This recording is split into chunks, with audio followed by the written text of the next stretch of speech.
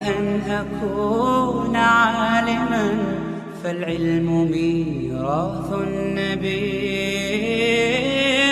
بالعلم بل بالأدب تنال أعلى الرتب فعش حياة العلماء وقرأ صنوف الكتب. سوال یہ ہے کہ تکبیر اولا کا پانے والا کب تک شمار ہوتا ہے؟ ایک حدیث ہے، اس میں یہ فضیلت ہے کہ 40 دن 200 نمازیں ہوتی ہیں. یہ 40 دن کی 200 نمازیں تکبیر اولا کے ساتھ امام کے ساتھ پڑھے گا تو یہ فضیلت ہے. تو تکبیر اولا پانے والا کون سمجھا جاتا ہے؟ شامی میں علامہ شامی رحمۃ اللہ علیہ نے لکھا ہے کہ پہلی رکعت کا رکوع جس نے پا لی ہے، یعنی ساری رکعتیں جس نے پا لی، وہ تکبیر اولا کا پانے والا ہے. اور یہ حکمن ہے، حقیقتاً تو تکبیر اولا پانے والا وہ ہے. امام نے جب کہا اللہ اکبر تو اس نے جب کہا اللہ اکبر، حقیقتاً تکبیر اولا پانے والا تو یہ ہے. لیکن علامہ شامی رحمۃ اللہ علیہ نے لکھا ہے کہ جو پہلی رکعت میں شریک ہو جائے گا، پہلی رکعت کا رکوع پا لے گا، مدری کے رکوع تکبیر اولا پانے والا شمار ہوتا ہے. وہ فضیلت جو 40 دن کی وہ حاصل ہو جائے گی. دوسرا، پہلا جو سوال تھا کہ سوتی اونی موزوں پر مسح کرنے والے کے پیچھے نماز ہوتی ہے یا نہیں ہوتی. اس سلسلے میں یہ جاننا چاہیے کہ موزے 3 قسم کے ہیں. ایک ہیں خفین، جس کو عربی میں خفین کہتے ہیں. اردو میں، انگریزی میں کوئی الگ لفظ اس کے لیے نہیں ہے، اردو میں بھی لفظ نہیں ہے. چمڑے کے موزے لفظ بڑھا کر کے لفظ بنا لیتے ہیں. بہرحال چمڑے کے موزے ہیں. اس میں کوئی اختلاف نہیں ہے، پوری امت متفق ہے کہ اس پر مسح جائز ہے. دوسرے وہ موزے ہیں جو چمڑے کے علاوہ کسی بھی اور میٹیریل کے موزے بنے ہیں، مگر ہیں وہ خفین جیسے، لیکن چمڑا نہیں ہے، کوئی اور میٹیریل ہے. تمام نبی پاک صلی اللہ تعالی علیہ وسلم کے زمانے میں ایسے موزے چمڑے کے علاوہ اور میٹیریل کے موزے ہوتے تھے، اور اس کے لیے عربی کا کوئی لفظ نہیں تھا، عجمی لفظ تھا. معلوم ہوتا ہے کہ عرب میں نہیں بنتے تھے ایسے موزے، عجم میں سے بن کر آتے تھے. اس کے لیے لفظ تھا جورب. یہ فارسی لفظ ہے. کہتے ہیں معارف السنن میں لکھا ہے کہ یہ گور پا کی عربی بنائی ہے. گور مانے خبر، پا مانے پاؤں، پاؤں کی خبر. تو موزہ جو ہے وہ پاؤں کی خبر ہی. تو گور پا کی عربی بنائی جورب. یہ معارف السنن میں لکھا ہے. اس کا مطلب یہ ہوا کہ گویا جزیرت العرب میں ایسے موزے نہیں بنتے تھے، دوسرے میٹیریل کے موزے نہیں بنتے تھے. اگر بنتے تو ان کے لفظ ہوتے. جیسے ناریل کے لیے عربی میں کوئی لفظ نہیں. کیوں؟ عرب میں ناریل ہوتا ہی نہیں. اگر عرب میں ناریل ہوتا تو عربی زبان میں ضرور اس کے لیے کوئی لفظ ہوتا. یہ تو دوسری جگہ سے ہندوستان میں ناریل ہوتا ہے، وہاں سے وہاں پہنچتا ہے. لہذا جب ناریل خود داخل ہے تو لفظ بھی اس کا داخل بنے گا. اسی ناریل کا نارجل بنا دیا. نیچر یہ. بعض لوگ گجرات میں کہتے ہیں اس کو ایک جڑی بوٹی، اس کو اردو میں کیا کہتے ہیں؟ میں کہتے ہیں یہ اردو میں ہوتی ہی نہیں. یہاں اردو کا علاقہ جہاں ہے وہاں یہ جڑی بوٹی ہوتی ہی نہیں، یہ ہوتی ہی نہیں تو اس کا نام کہاں سے ہوگا اردو؟ یہ قاعدہ کلی ہے. بس اسی طریقے پر یہ دوسری قسم کے موزے ہیں، اس کے لیے جورب لفظ جو ہے وہ دلیل ہے کہ عرب میں یہ نہیں بنتے تھے، عرب میں تو خفین بنتے تھے اور وہی پہنتے تھے. اور آج کل تو خفین یعنی چمڑے کے موزے بڑے ہی نازک ہو گئے ہیں، لیلا کی انگلیوں جیسے نازک ہو گئے. حضور کے زمانے میں ایسے نہیں تھے. یہ جو خفین تھے یہ اس زمانے کے بوٹ تھے، اس زمانے کے جوتے تھے، اور اسی کو پہن کر چلتے تھے. جیسے آج کے سولجر فوجیوں کے بوٹ ہوتے ہیں، یہاں تک بھی ہوتے تھے، اوپر تک بھی ہوتے تھے، اور وہی خفین پہن لیے موٹے چمڑے کے ہوتے تھے. اب اس کو ہر مرتبہ ہر نماز پر نکالنا اور پہننا بڑا کارےدار تھا. اس لیے شریعت نے تخفیف کی اور یہ کہا کہ موزوں پر مسا کرو. اب آج کل ایسے خفین ہیں کہ اس میں چین لگتی ہے، یہ کھینچ دیا نکل گیا موزہ، یوں کر دیا چلا گیا. یعنی کپڑے کے موزے پہننے میں دیر لگتی ہے، خفین پہننے میں دیر نہیں لگتی. اتنے نازک اتنے ایزی موزے ہو گئے. تو اب لوگ اس لیے پوچھتے ہیں کہ اگر کوئی شخص ہر نماز پر چمڑے کے موزے نکال کر پہن دھوئے تو کیا ہوگا؟ کیوں؟ اب اس کو کوئی دشواری نہیں ہے نکالنے میں، نہ کوئی دشواری نہ پہننے میں دشواری، فٹافٹ نکلتے ہیں فٹافٹ پہنے جاتے ہیں. مجھے تو یہ سمجھانا ہے کہ یہ جو آج کل خفین ہیں ایسے خفین حضور کے زمانے میں نہیں تھے. حضور کے زمانے میں تو موٹے موٹے چمڑے ہوتے تھے، بغیر یعنی کرم ورم نہیں، موٹا سیدھا سادہ رنگا ہوا، اور اسی سے خفین بنے ہوئے اور اسی کو پہنتے تھے اور اسی میں چلتے تھے، وہی جوتے تھے.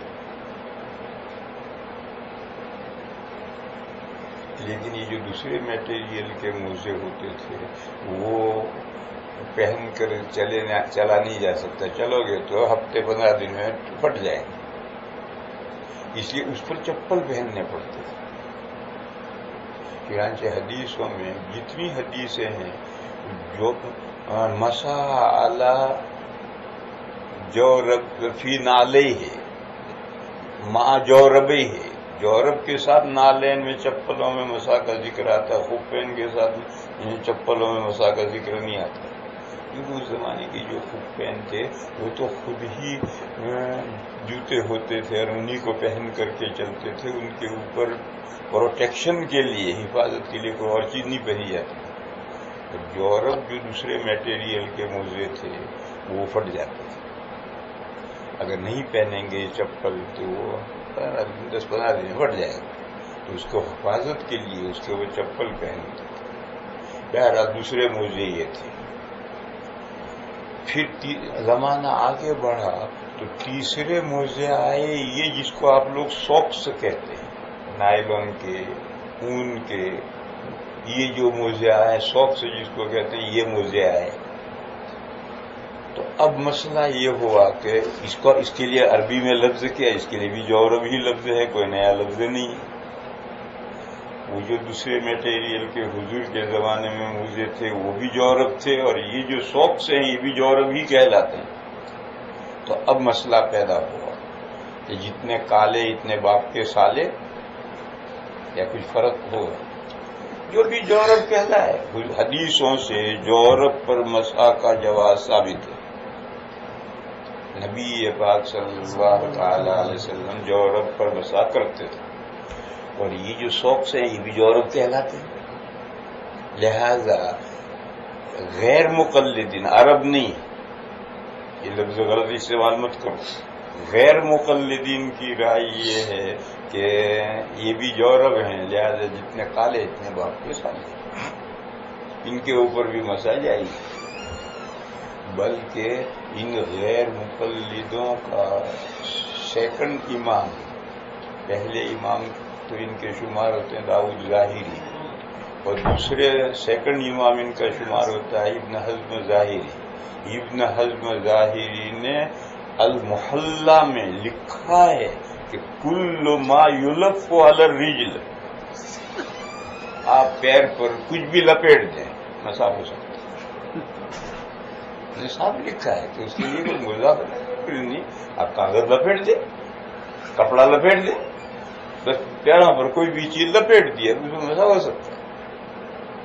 تو ان غیر مقلدین کی یہ رائے، اور چاروں ائمہ کے ماننے والے انہوں نے کہا کہ ٹھیک ہے یہ بھی جورب ہے، یہ بھی جورب ہے، لیکن جو جورب حضور کے زمانے کے جورب جیسا ہے اس پر تو مسا جائز ہے، اور جو اس جیسا نہیں ہے اس پر مسا جائز ہے۔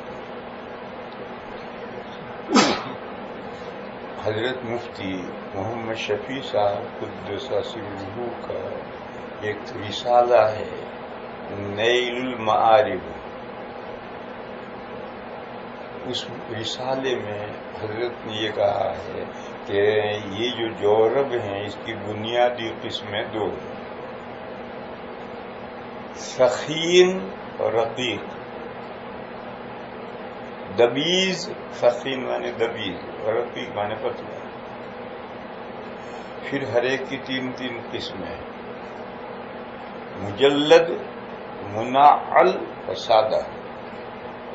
مجلد یہ ہے کہ پورے پیر پر چمڑا چڑھا دیا گیا، اندر جورب ہے، سوکس ہے، اس سوکس کے اوپر چمڑا چڑھا دیا گیا اوپر تک، اور اس کو دونوں کو آپس میں سی کر ایک جان کر دی، الگ الگ نہیں رہے، یہ مجلد ہے، جلد بنا دی اس نے۔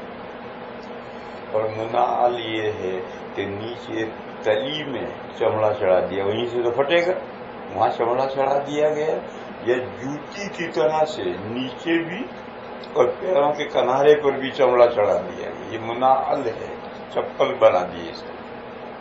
اور تیسرا یہ ہے کہ کہیں بھی چمڑا نہیں چڑھایا گیا، سادہ۔ تو چاروں ائمہ نے کہا کہ جو جورب سخین ہیں، دبیز ہیں، موٹے ہیں، اور اس پر چمڑا بھی چڑھا دیا گیا، مسا جائز ہے، تو خوفین بن گئے۔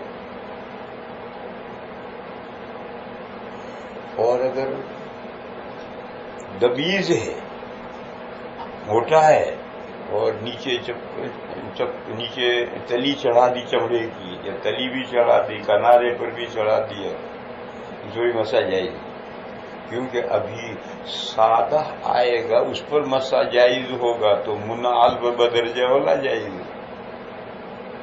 اور اگر سخین ہے، دبیز ہے، موٹا ہے اور سادہ ہے، چمڑا کہیں نہیں چڑھایا گیا، تو امام اعظم رحمت اللہ علیہ فرماتے تھے کہ اس پر مسا جائز نہیں،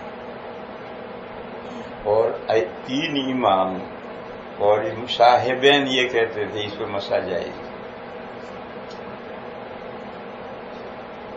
دبیز ہے، موٹا ہے اور چمڑا نہیں چڑھایا گیا، تو جمہور یہ کہتے تھے، صاحبین اور امام ائمہ یہ ثلاثہ یہ کہتے تھے کہ اس پر مسا جائز، امام اعظم کہتے تھے جائز نہیں۔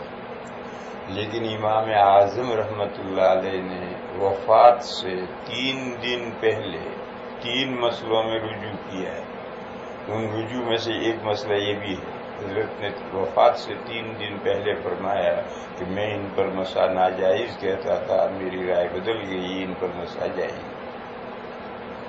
گویا اب یہ بھی اتفاقی مسئلہ بن گیا ہے، یہ اختلاف نہیں رہا، تو سخین کی تینوں قسموں پر جائز ہو گیا مسا۔ کیوں؟ یہ حضور کے زمانے میں جو جورب تھے اس کے مانند ہو گئے۔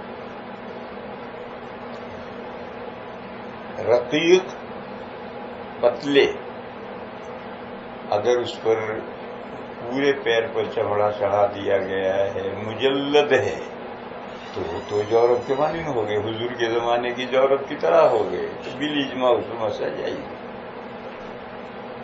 اور اگر منعل ہے، سارے پیر پر چمڑا نہیں چڑھایا، تلی میں چمڑا چڑھایا ہے، یا تلی میں بھی ہے اور کنارے پر بھی، اور سی کر کے ایک کر دیا ہے یا چپکا کر ایک کر دیا ہے، یہ رقیق منعل کا مسئلہ متقدمین کی کتابوں میں تو ہے ہی نہیں، کیوں اس زمانے میں ایسے موزے بنتے ہی نہیں، پتلے اتنے پتلے موزے بنے ہی نہیں کہ جو اس کے اوپر نال لگائی جائے۔ بعد میں جب زمانہ ترقی کی، زمانے میں مشینری کا دور آیا، جیسے پتلے پتلے موزے بننے لگے، اور ایسا بھی چمڑا پھٹ نہ جائیں اس لیے چمڑا بھی لگاتے تھے، کوئی جوتا چپل نہیں پہنتے تھے، یہی پہن کر کے چلتے تھے۔ تو بعد کے فقہا نے اس مسئلے کو اپنی کتابوں میں لکھا۔ اکثر فقہا کی رائے یہ ہے کہ ان پر مسا جائز نہیں، کیونکہ نیچے تو چمڑا آ گیا، کنارے پر بھی چمڑا آ گیا، لیکن اور اوپر باقی پیر جو ہے وہ تو پتلا سخت ہے، صرف جائز مسا جائز نہیں۔ لیکن کچھ حضرات کی رائے یہ تھی کہ مسا اس پر جائز نہیں، جیسے دارالعلوم دیوبند کے شیخ الحدیث حضرت مدنی مولانا حسین احمد صاحب مدنی قدس سرہ کی رائے یہ تھی کہ اس پر مسا جائز نہیں۔ دارالافتاء کا فتویٰ یہ تھا کہ جائز نہیں، دارالعلوم کے دارالافتاء کا فتویٰ تھا کہ یہ رقیق منعل پر مسا جائز نہیں، اور شیخ الحدیث حضرت مدنی کا فتویٰ یہ تھا کہ جائز۔ اس سلسلے کا ایک واقعہ پیش آیا۔ عصر کے بعد ایک جگہ مجلس ہوتی تھی، مجلس کے ختم پر مغرب کی نماز کا وقت ہوا، تو حضرت مدنی سب سے بزرگ بھی تھے، عمر میں بھی بڑے تھے، مرتبے میں ہر اعتبار سے بڑے تھے، لوگوں نے حضرت نماز پڑھائی۔ تو حضرت نے فرمایا میں نے ان رقیق منعل موزوں پر مسا کر رکھا ہے، اور یہ مفتی صاحب کے نزدیک یہ جائز نہیں ہے۔ مفتی شفیع صاحب رحمۃ اللہ علیہ وہاں تھے، دارالافتاء کے مفتی وہ تھے، تو کہا یہ مفتی صاحب کے نزدیک اس پر مسا جائز نہیں ہے، بس اگر میں نماز پڑھاؤں گا تو میرے پیچھے ان کی نماز نہیں ہوگی، لہذا یہ نماز پڑھائیں۔ چنانچہ مفتی شفیع صاحب نے نماز پڑھائی اور حضرت مدنی نے ان کے پیچھے نماز پڑھائی۔ تو کچھ بزرگوں کی رائے تھی، جیسے حضرت مدنی کی رائے تھی، دارالافتاء کا فتویٰ نہیں تھا، اور آج بھی دارالافتاء کا فتویٰ نہیں ہے، اور ہماری رائے بھی وہی ہے جو دارالافتاء کی رائے ہے۔ حضرت قدس سرہ کی جو رائے تھی وہ حضرت کی رائے تھی، ہم اس سے متفق نہیں۔ دارالافتاء کا فتویٰ آج بھی یہی ہے۔ ایسی اور بھی مسئلے، حضرت کی رائے یہ تھی کہ رمضان میں تہجد جماعت سے پڑھ سکتے ہیں، تدائی سے بھی اور بغیر تدائی کے بھی، یہ حضرت کی رائے تھی، مگر ہمارا دارالافتاء فتویٰ نہیں دیتے اس کا، ہماری بھی یہ رائے نہیں ہے، حضرت کی رائے تھی۔ دارالافتاء کا فتویٰ اور ہے، دارالافتاء پابند ہوتا ہے، وہ فتوی فقہ کی روشنی میں فتوے دے، اور مجتہد آزاد ہوتا ہے جو رائے قائم کرے۔ بہرحال رقیق منعل میں متقدمین کی کتابوں میں یہ مسئلہ ہی نہیں ہے، متاخرین کی کتابوں میں یہ مسئلہ زیر بحث آیا، اور اکثر کی رائے یہ ہے کہ اس پر مسا جائز نہیں ہے، بعض کی رائے کی جائز نہیں۔ تیسری قسم ہے رقیق سادہ، یہ جو ہم پہنتے ہیں گرمیوں میں سردیوں میں، جس کو سوکس آپ کہتے ہیں، جو اون کے ہوتے ہیں، نائلون کے ہوتے ہیں، کسی بھی چیز کے، یہ رقیق پتلے ہیں اور سادہ ہیں، اس پر بالاجماع چاروں ائمہ کے یہاں یہ مسا جائز نہیں، ان پر غیر مقلدین کہتے ہیں جائز، اور چاروں ائمہ کے قائلین کے یہاں جائز نہیں۔ چاروں ائمہ یہ کہتے ہیں کہ خف اور جو خف جیسے ہیں بس اسی پر مسا جائز۔ خف کو تو جانتے ہیں چمڑے، اور خف جیسے کون ہوتے ہیں؟ خف جیسے وہ ہیں جن میں 3 شرطیں پائی جائے، وہ خف جیسے۔ ایک، وہ اتنے اس کا میٹیریل ایسا ہو کہ وہ اپنے موٹاپے کی وجہ سے پنڈلی پر کھڑا رہے، پہننے کے بعد گر نہ جائے۔ سوکس میں اندر لاسٹک ہوتا ہے، پلاسٹک ہوتا ہے، اس کی وجہ سے وہ پنڈلی کو پکڑتا ہے، یہ نہیں، اپنے موٹاپے کی وجہ سے جیسے برف میں کام کرنے والے، نالیوں میں کام کرنے والے ربڑ کا ایک یہاں تک جوتا رکھتے ہیں، تو وہ جوتا اپنے موٹاپے کی وجہ سے کھڑا رہتا ہے، یہ گرتا نہیں. تو ایک شرط تو یہ ہو کہ وہ پنڈلی پر کھڑا رہے، موٹاپے کی وجہ سے گرے نہیں. دوسری شرط یہ ہے کہ اس پر پانی گرے تو وہ پانی چھن کر اندر نہ جائے. یہ جو نالیوں میں کام کرنے والے، برف میں کام کرنے والے جو ربڑ کے جوتے پہنتے ہیں، اس پر اگر آپ ڈالیں گے پانی تو چھوڑ جائے گا، اندر نہیں جائے گا. تو پانی چھن کر اندر نہیں جانا چاہیے، تو وہ دبیز ہے. اور اگر پانی آہستہ آہستہ آہستہ چھن کر اندر چلا گیا تو وہ دبیز نہیں رہا. تیسری شرط یہ ہے کہ 1 فرسخ یعنی 3 مائل وہ پہن کر بغیر چپل وغیرہ پہنے ہوئے اگر اس کو چلیں تو وہ پھٹے نہ.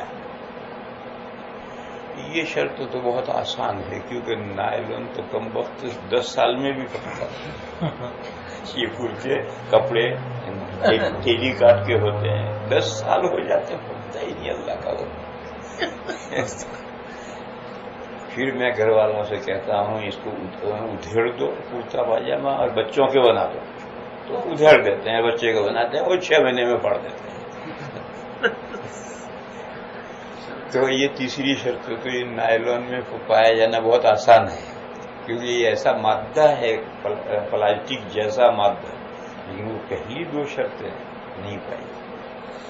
اس پر پانی گرے تو چھن کر اندر نہ جائے، آہستہ آہستہ پانی اندر چلا جائے، اور اپنے موٹاپے کی وجہ سے پنڈلی پر کھڑا رہے. یہ 2 شرطیں نہیں پائی جاتی. بہرحال یہ تینوں شرطیں جس موضوع میں پائی جائیں گی وہ ہے ثخین موٹا، اور جس میں ان 3 میں سے کوئی بھی شرط نہیں پائی جاتی وہ ہے رقیق پتلا. پھر اس کی یہ 3 قسمیں بن کر 6 قسمیں بنتی ہیں. احکام یہ اس وقت جو سوال ہے وہ سوال ہے رقیق سادہ کے بارے میں. پتلے ہیں اور اس پہ چمڑا کہیں بھی نہیں چڑھایا گیا. میں نے بتایا کہ ان موضوعوں پر 4 اماموں کے نزدیک مسا جائز نہیں ہے، کیونکہ یہ کہلاتے، اگرچہ یہ بھی جورب ہی عربی میں کہلاتے ہیں، مگر لفظوں پر احکام تھوڑے دائر ہوتے، حقیقت پر احکام دائر ہوتے. حضور کے زمانے کے جو جورب تھے وہ خفین کے مانند تھے. اتنا فرق تھا کہ خفین پر چپل پہنے بغیر خفین پہن کر چلتے تھے، اور جورب ہوتے تھے تو چپل پہن کر کے چلتے تھے تاکہ جلدی پھٹ نہ جائے. باقی وہ حقیقت میں ماہیت کے اعتبار سے خفین جیسے ہی تھے. بس آج بھی جو جورب کہلاتے ہیں خفین جیسے ہیں، ان کو مسا جائز. لیکن زمانہ ترقی کرتے کرتے اب جو نکلے ہیں موزے، کہاں تک نکلے ہیں؟ وہ لڑکیاں تو یہاں سے لے کر یہاں تک ایک موزہ پہنتی ہیں، وہ جسم کے ہم رنگ ہیں اور پتہ بھی نہیں چلتا کہ اس نے کوئی پہن رکھا ہے ننگی. تو کیا اس پر بھی مسا کرو؟ کیا کہتے ہیں اسے؟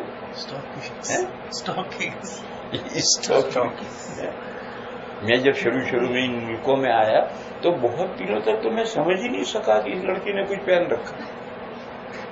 بہت دنوں کے بعد میں نے دوستوں سے پوچھا کہ یہ اتنی ننگی کیوں؟ ان کا ننگی نہیں، اس نے پہن رکھا. یعنی کئی سالوں کے بعد تو میں سمجھا تھا کہ اس نے کچھ پہنا ہے، ورنہ پہلے تو میں یہ سمجھتا تھا کہ ننگی ہے.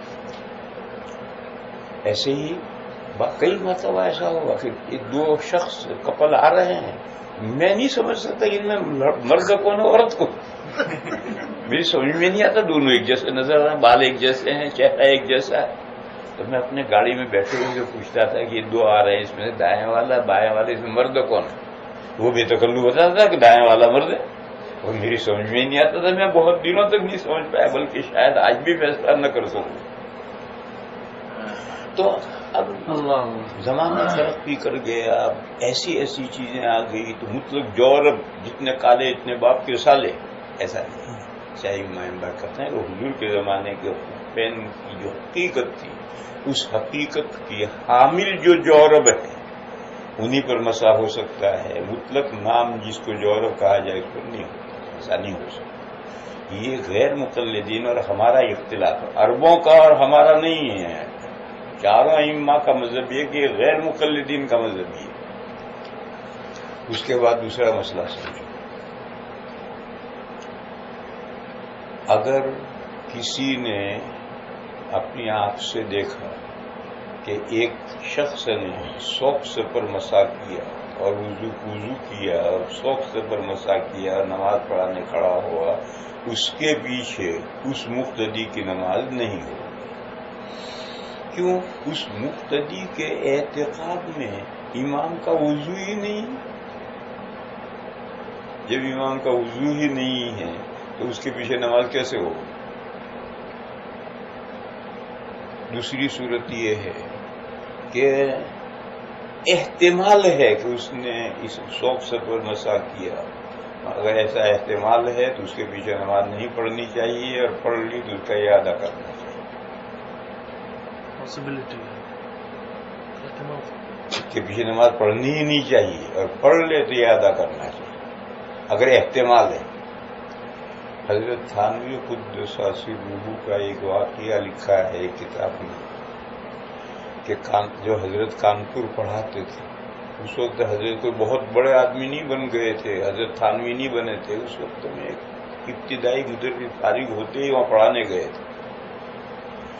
تو حضرت جہاں کانپور میں مدرس سے اس زمانے میں ایک غیر مقلد عالم آئے، جیسے میں آیا ہوں یا کہیں آیا ہوں، انہوں نے ظہر کی نماز پڑھی تو حضرت تھانوی نے ان کے پیچھے ظہر کی نماز پڑھی. ٹھیک ہو. پھر عصر کی نماز کا جب وقت ہوا تو انہوں نے وضو کی، اور حضرت تھانوی نے خود دیکھا کہ انہوں نے سوکس پر مسا کی. تو حضرت تھانوی نے عصر ان کے پیچھے نہیں پڑھی، اور ظہر جو پڑھی تھی اس کا اعادہ تھی، کیونکہ ہو سکتا ہے ظہر سے پہلے جو وضو کیا ہے اس میں بھی مسا کر رکھا ہو. احتمال تو ہو گیا پیدا. لہذا اس سے معلوم ہوا کہ ایسے شخص کے پیچھے نماز نہیں پڑھنی چاہیے. پڑھے گا نماز نہیں ہوگی. جب اپنی آنکھوں سے اس نے دیکھا ہے کہ اس نے سوکس پر مسا کیا ہے تو وضو نہیں ہوا امام کا، اور جب وضو نہیں ہے تو اس کے پیچھے نماز پڑھے گا نماز نہیں ہو. اور احتمال ہو تو پھر نماز کا اعادہ کرنا چاہیے. یہ مسئلہ ہے، اور اس مسئلے کی بنیاد یہ ہے کہ مسائل میں اختلاف کے ساتھ ایک دوسرے کے پیچھے نماز درست ہے. عقائد میں درست نہیں ہے. اگر عقائد کفر کے درجے تک پہنچے ہوئے ہیں تو ایسے امام کے پیچھے نماز درست نہیں ہے. جیسے شیعوں کے عقائد کفر کے درجے تک پہنچے ہوئے، ان کے پیچھے کوئی نماز پڑھے گا نماز نہیں ہوگی. قادیانیوں کے عقیدے، خوجوں کے عقیدے کفر کے درجے تک پہنچے ہوئے ہیں، ان کے پیچھے نماز پڑھے گا نماز نہیں ہوگی.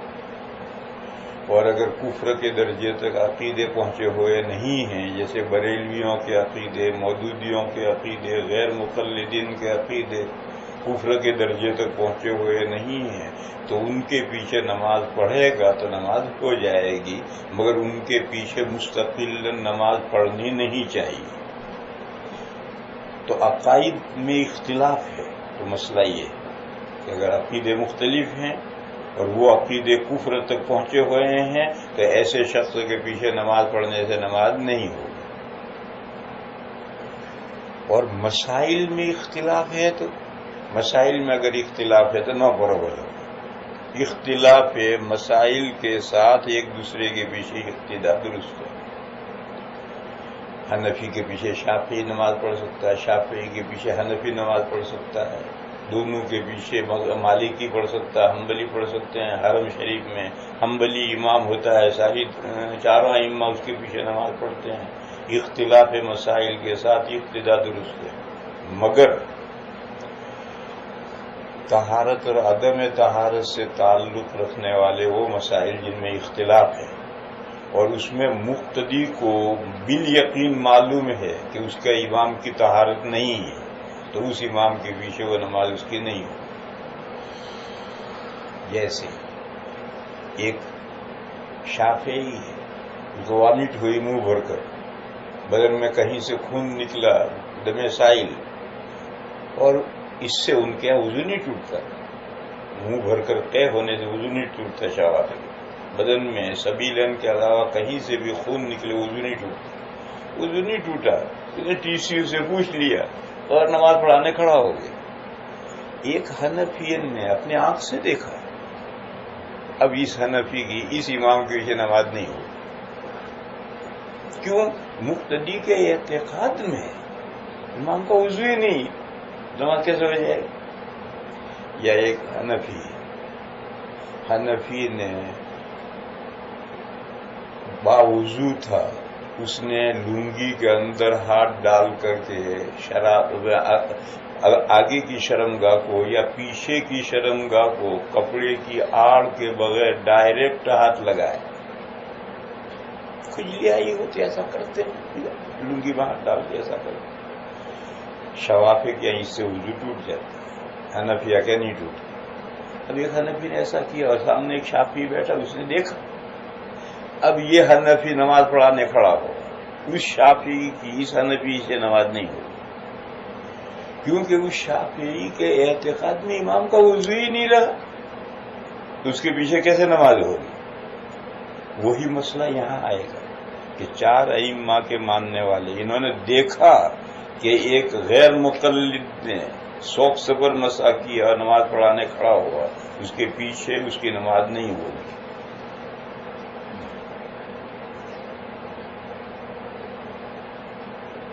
ایک یہ ہے کہ وہ لوگ کرتے ہیں، احتمال ہے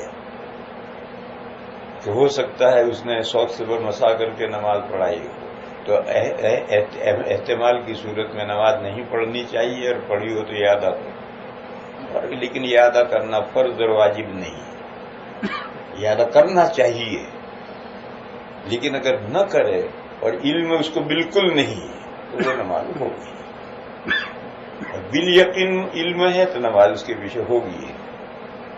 یہ تمہارے سوال کا جواب۔ الحمدللہ۔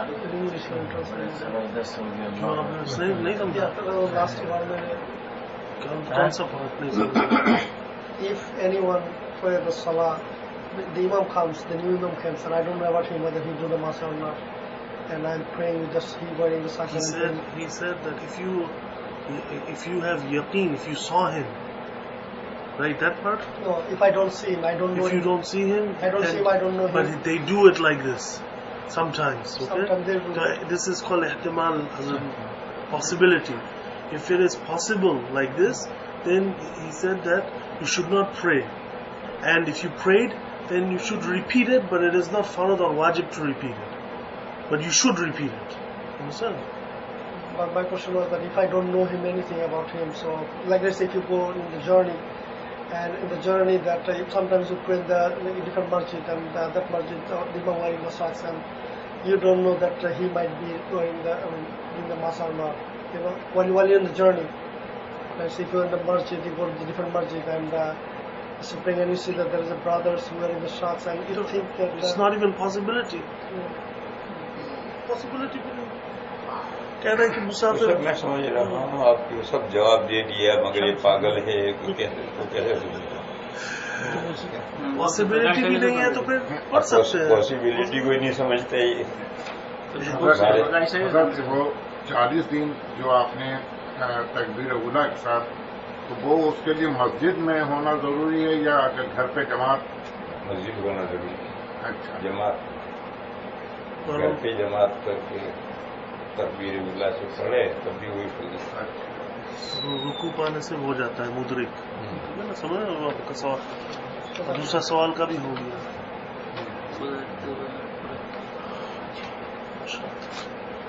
ان کے ذہن میں الجھن یہ ہے کہ بہت سی جگہ پر ہمیں معلوم نہیں ہوتا ہے کہ اس نے شوق سے مسا کیا ہے نہیں کیا، تو ہم کیا کریں؟ بتا تو دیا کہ اگر تم نے زندگی میں ایک مرتبہ اسے شوق صبر مسا کرتے اپنی آنکھ سے دیکھا ہے، اس میں سب میں احتمال پیدا ہو کہ ہو سکتا ہے اس نے اس نماز سے پہلے یہ وضو کیا، اس میں بھی یہی کیا، اس میں بھی یہی کیا. فجر میں تو احتمال کم رہتا ہے، لیکن کم وقت تو فجر میں بھی کرتے. یہ رات کو سوتے ہیں اس کو پہن کے، پتا ہے مجھے رات کو سوتے ہیں تاکہ صبح کر سکتے ہیں. مجھے کچھ لوگوں نے بتایا رات کو سو جاتے ہیں اور وضو کر کے تو فجر میں آسانی. اس لیے احتمال ہے تو احتمال کی صورت میں نماز نہیں پڑھنی چاہیے. اگر پڑھو تنہا پڑھو کہ جماعت نہیں میں تنہا پڑھو. اپنی نماز کو صحیح کرنا درست ہے جماعت کی وجہ سے. اور اگر پڑھ لی گئی تو نماز ہو گئی. یہ ادا کرو بہتر ہے، نہ کرو تو بھی ہو جائے گا کیونکہ علم نہیں ہے. آپ کے سارے احتمالات کا جواب اس میں آ گیا. اگر آپ نہ سمجھیں تو میں کیا کروں. یہ جو واقعہ ہے مفتی شفیع صاحب مولانا صاحب رحمۃ اللہ علیہ، تو اس کے بارے میں مفتی رفیع صاحب سے ہم نے سنا تھا درس میں. مولانا فضل الرحمان صاحب جو ساؤتھ افریقہ میں ہوتے ہیں، وہ کہتے تھے، انہوں نے جب یہ بات سنی انہوں نے کہا کہ انہوں نے بھی مفتی رفیع صاحب سے سنی، تو وہ کہتے تھے کہ یہ مولانا بایزید صاحب جو شیخ الاسلام کے رحمۃ اللہ علیہ، وہ انکار کرتے تھے ایسے. مگر بایزید صاحب بہت آخر کے جی خادم جی تھے. جی جی اور یہ تو ہم نے اپنے اساتذہ سے سن رکھا. جی. اور حضرت مفتی رفیع صاحب فرماتے ہیں کہ انہوں نے والد صاحب سے سنا ہے. سنا ہوگا. مولانا تقی صاحب نے تو ایک جگہ لکھا بھی ہے، ایک جگہ پر لکھا بھی ہے. اور اخلاق میں اس میں کوئی استفاد کی باتیں ہیں. اور تھے بھی ایک ساتھ سفر پہ ہوتے تھے. اور یہ سفید مسجد وہاں ہے. نہیں، وہ انکار اس کے کرتے ہیں کہ وہ نہیں کرتے تھے اس پہ. کون؟ مولانا بایزید صاحب. اس کا مولانا بایزید تو کوئی چیز ہی نہیں ہے. حضرت مدنی سے اس پر مسا کرنا یہ تواتر کے ساتھ. جی جی مولانا واقعہ کا انکار کر رہے ہیں اس لیے کہ اس پہ بایزید صاحب کی رائے الگ ہوگی، جو عدالت ہوا وہ ہوگا، اس لیے نہیں کرتے ہوں گے. یہ سے بات ہے کہ انکار کہاں ہوتا ہے. مولانا فضل الرحمان صاحب سے بھی میں نے یہ عرض کیا تھا کہ حضرت وہ تو مولانا بایزید صاحب تو ویسے بھی تحقیق یا علم میں نہیں تھے اس طرح. عام عالم تھے. جی الگ بات ہے خدمت کر کے خلافت ان کو ملی. وہ ٹھیک ہے بات کے لوگوں میں سے اس زمانے میں نہیں تھے، بہت پہلے کا واقعہ. اور ایک آدمی کو معلوم نہیں ہے واقعہ. نفی کر رہے ہیں مثبت جو ہے. مولانا تقی صاحب نے بھی لکھا، اور میں نے تو یہ واقعہ اپنے اساتذہ سے سبقوں میں سنا تھا. اور میرے اب بھی حضرت مدنی کے تو خلفاء اور تلامذہ اب تک دنیا میں پڑھا رہے ہیں حدیث. ابھی زمانہ شاہ صاحب کے شاگرد تو ختم ہو گئے. اب شاہ صاحب کا کوئی شاگرد دنیا میں نہیں ہے جو حدیث پڑھا رہا ہے. مگر حضرت مدنی کے تو بے شمار تلامذہ حدیثیں پڑھا رہے ہیں. خود عالم میں 2-3 اساتذہ ہیں جو دورہ پڑھاتے ہیں، وہ حضرت مدنی کے خلفاء میں سے. مولانا قمر الدین صاحب ان میں سے ہیں، مولانا نعمت اللہ، مولانا عبدالحق صاحب، مولانا نصیر احمد خان صاحب، یہ سب حضرت مدنی کی تلاوت ہے.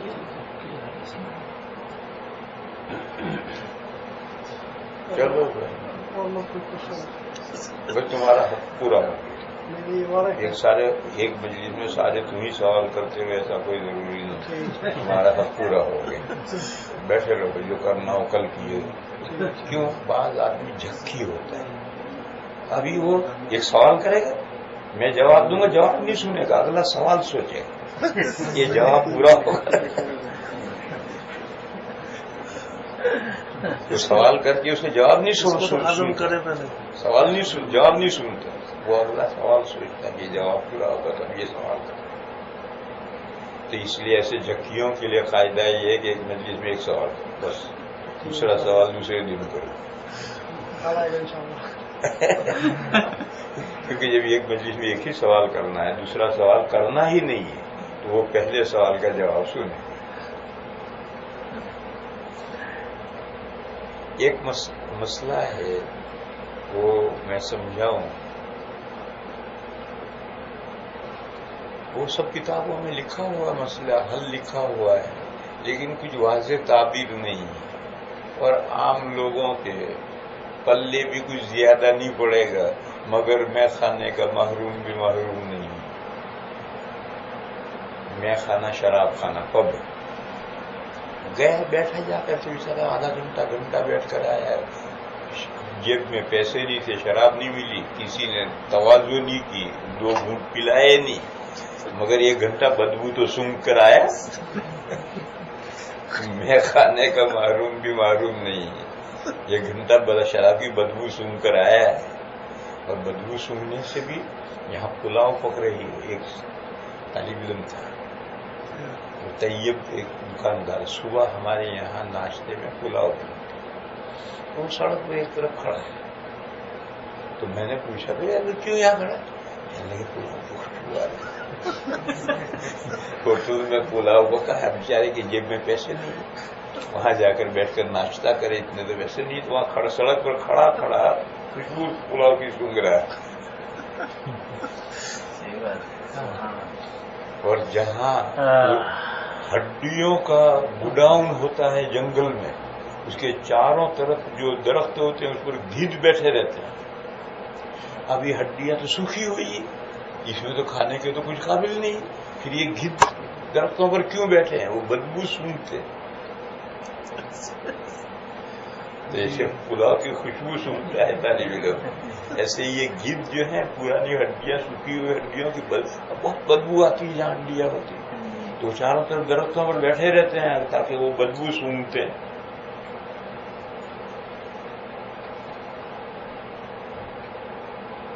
تو وہاں سے محاورہ بنا ہے کہ میں کھانے کا محروم بھی معروم نہیں، تو اس لیے سب لوگوں کے پلے بھی کچھ نہ کچھ تو بہرحال مسئلہ پڑ ہی جائے گا، تمام حقیقت، پوری حقیقت سب کی سمجھ میں نہ آئے، کوئی ضروری تھوڑی ہے۔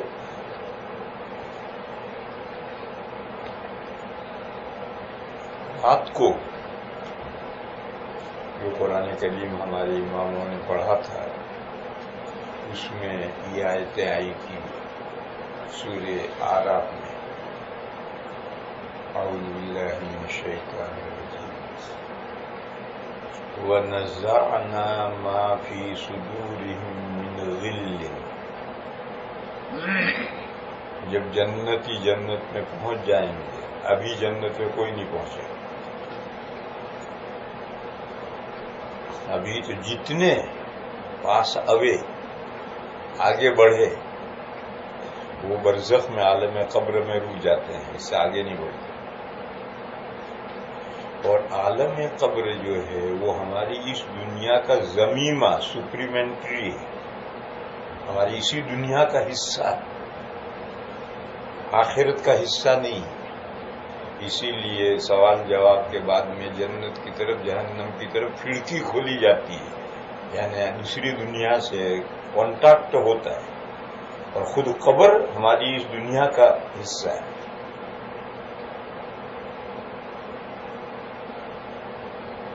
پھر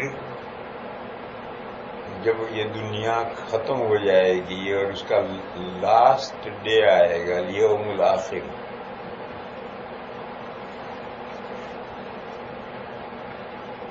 تو جو ڈیڈ باڈی زمین میں دفن کی گئی اور خاک مٹی ہو گئی، اللہ تعالیٰ ایک بارش برسائیں گے اور وہ ساری باڈیاں زمین میں سے اگائیں گے۔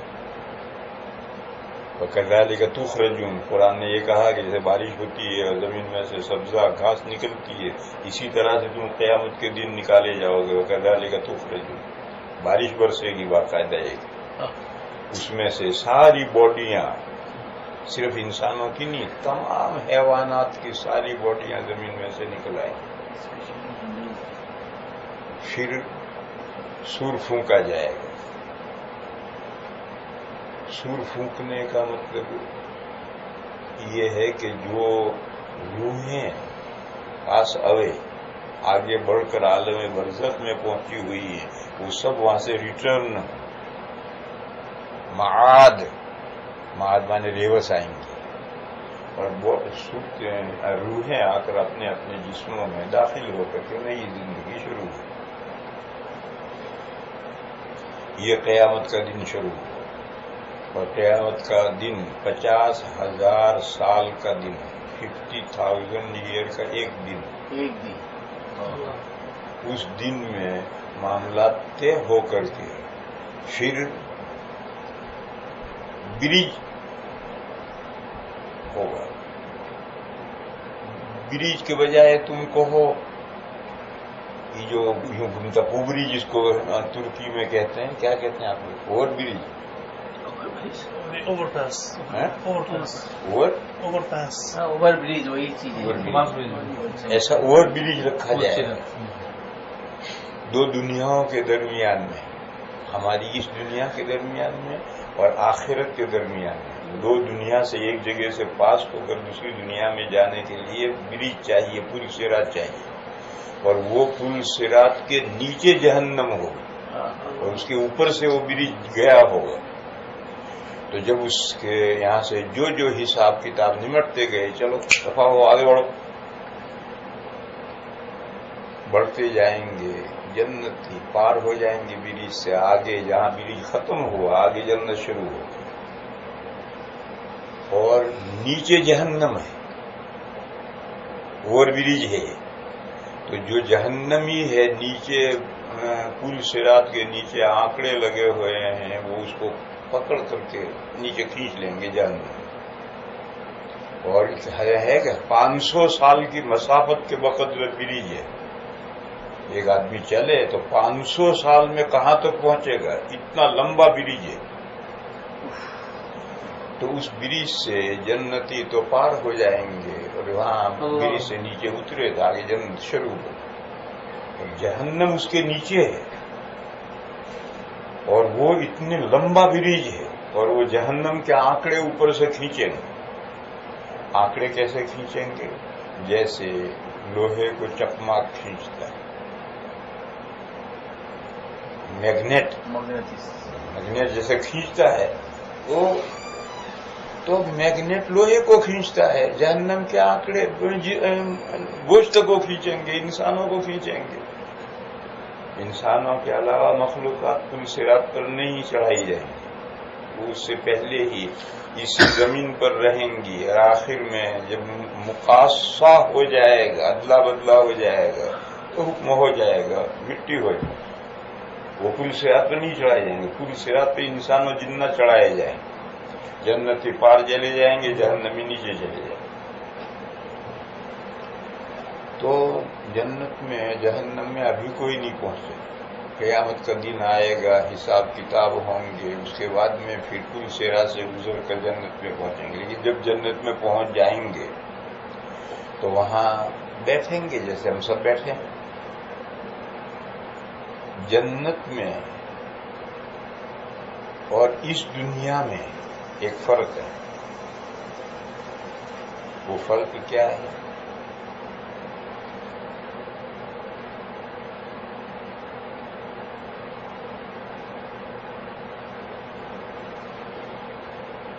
دماغ بھی کام نہیں کرتا. لفظ آتا ہے, دماغ پکڑتا نہیں, کیچ نہیں کرتا. روزے کا یہ اثر.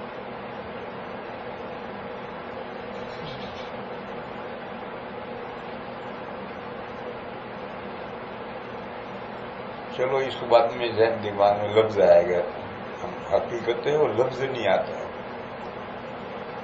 ایک دوسری حقیقت سمجھو. ہماری یہ دنیا اور دوسری دنیا آخرت, یہ پازیٹو نیگیٹو ہے. اور آپ جانتے ہیں کہ پازیٹو نیگیٹو مل کر کے کتاب چھپتی ہے, صرف نیگیٹو سے صرف پازیٹو سے نہیں چھپتی. اسی لیے ہماری یہ دنیا اور آخرت جوڑی ہے, جوڑی. یاسین شریف میں ہے, سبحان الذی خلق الازواج کلها. پاک ہیں وہ اللہ جنہوں نے ساری ہی چیزیں جوڑی جوڑی بنائی. پاک ہیں یعنی ان کی جوڑی نہیں, جوڑی ہونے سے پاک ہے. وہی ایک ایسی ہستی ہے جن کا جوڑا نہیں, اکیلے. باقی ہر چیز کا جوڑا بنا ہے. مما تنبت الارض, زمین میں سے جو چیزیں نکلتی ہیں, زمین جو چیزیں اگاتی ہیں, ان میں بھی جوڑا ہے. ومن انفسہم, خود انسانوں کے اندر بھی جوڑے بنائے. ومما لا یعلمون, جو مخلوقات وہ نہیں جانتے وہ بھی جوڑا بنائے. جب یہ آیتیں پڑھتے ہیں تو لوگوں کے ذہنوں میں یہ آتا ہے کہ نر مادہ, میل فیمیل, یہ جوڑے کا مفہوم لوگوں کے ذہنوں میں آتا ہے. یہ غلط ہے. میل فیمیل بھی جوڑا ہیں, لیکن میل فیمیل ہی جوڑا نہیں ہے. جوڑا کا مفہوم اس سے زیادہ وسیع.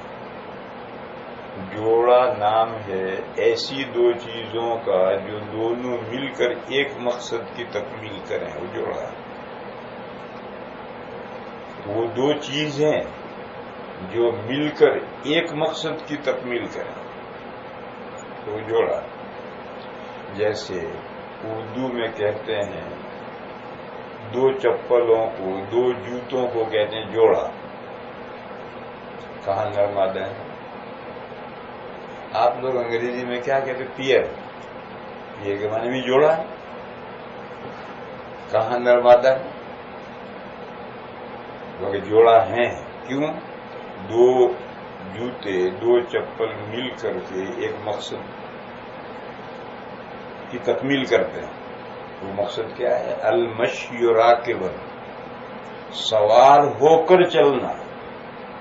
یہ ایک مقصد ہے جس کی تکمیل دو جوتے، دو چپل مل کر کرتے ہیں.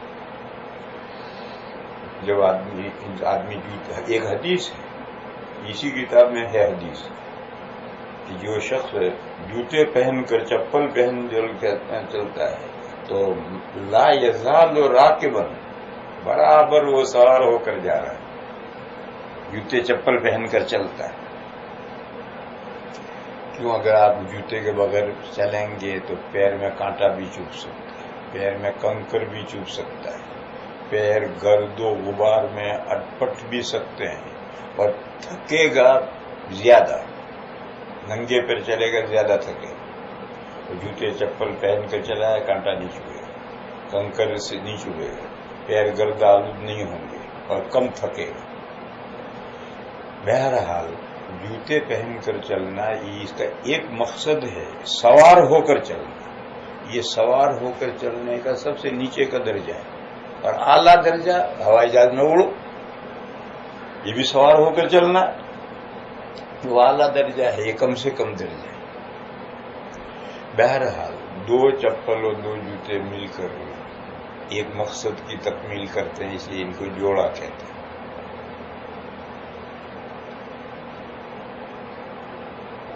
کرتا اور پاجامہ اردو میں کہتے ہیں جوڑا سلوایا. عید کے لیے جوڑا سلوایا. آپ لوگ کہتے ہیں سوٹ. سوٹ دو ہی کپڑوں کا نام. یہ جوڑا کیوں کہلاتا ہے؟ دونوں کپڑے مل کر کے ایک مقصد کی تکمیل کرتے ہیں. وہ ایک مقصد کیا ہے؟ ریشن. لباس کا پہلا مقصد ہے ننگا پا چھپانا. دوسرا مقصد ہے مزین ہو کر پبلک کے سامنے آنا. تو کرتا پاجامہ ہوگا تو مزین ہو کر پبلک کے سامنے آئے. ٹوپی پگڑی ضروری نہیں ہے.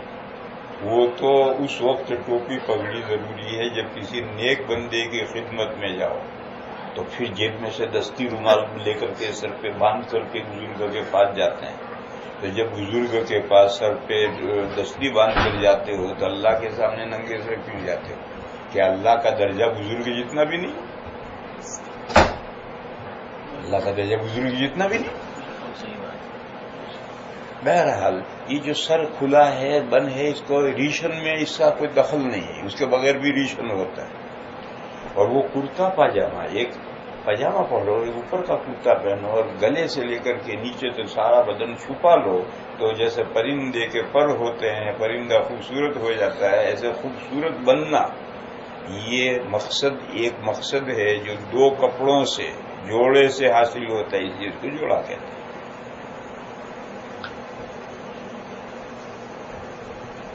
قرآن کریم میں ایک جگہ پر ہے وَالسَّمَاءَ بَنَيْنَاهَا بِأَيْدٍ وَإِنَّا لَمُوسِعُونَ وَالْأَرْضَ فَرَشْنَاهَا فَنِعْمَ الْمَاهِدُونَ وَمِنْ كُلِّ شَيْءٍ خَلَقْنَا زَوْجَيْنِ لَعَلَّكُمْ تَذَكَّرُونَ. اللہ نے آسمان و زمین کا جوڑا بنایا ہے. اور قرآن کا ایک قاعدہ ہے، قرآن جب کوئی مضمون شروع کرتا ہے تو پوری آیت میں ذیلی مضامین چل پڑتے ہیں اور ذیلی مضامین پر آیت پوری ہوتی ہے. تو بات اتنی ہے کہ آسمان زمین کا جوڑا ہے. اب پھر آسمان کتنا چھوٹا ہے، بڑا ہے، پہنا ہے، پنہا ہے، کیا ہے، اللہ نے کہا بہت لمبا چوڑا ہم نے آسمان بنایا، ہم نے بنایا اپنے ہاتھ سے اور بڑا وسیع بنایا ہے. زمین کا مسئلہ آیا تو ذیلی مضمون شروع ہو گیا کہ اللہ نے زمین بچھائی کیسی ہے. اصل کہنا یہ کہ اللہ نے آسمان زمین کا جوڑا بنایا، یہ دونوں مل کر ایک مقصد کی تکمیل کرتے ہیں. ایک مقصد کیا ہے؟ یہ آسمان و زمین بنے ہیں زمین پر حیوانات پیدا ہونے سے بہت پہلے. آگے زمین پر حیوانات پیدا ہونے والے ہیں. جب اللہ حیوانات کو زمین پر پیدا کریں گے تو پھر وہ حیوانات کی معاش کیا ہوگی، وہ زندگی کیسے گزاریں گے. یہ ایک مقصد ہے. اس مقصد کے لیے اللہ نے آسمان زمین پیدا کی. آسمان برستا ہے، زمین اگاتی ہے. اگر آسمان نہ ہو اور برسائے نہ اوپر سے کوئی تو زمین کہاں سے اگائے گی؟ اور آسمان ہو برستا ہی رہے اور زمین ہی نہ ہو تو کون اگائے گا؟ آسمان اور زمین دونوں ملتے ہیں، ایک برستا ہے دوسرا اگاتا ہے، اور حیوانات اسے کھاتے پیتے ہیں، زندگی گزار کر اپنے وقت پر مر جاتے ہیں. تو آسمان و زمین کا جوڑا بنایا اللہ تعالی نے.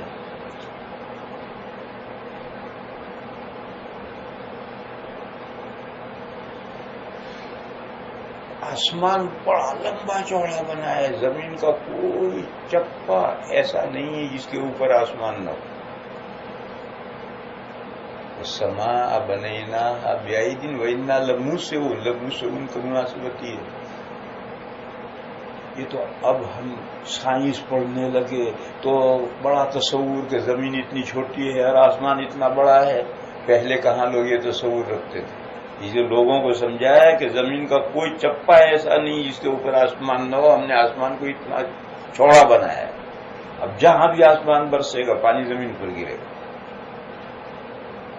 اچھا، زمین میں سے کام زمین ودم على تواضع لا تفتخر بالنسب كفاك أن تخرج من دنيا الورى بالحسب. نعم لكنني من غير أم وأبي أهوي العلا وليس لي مالا يقضي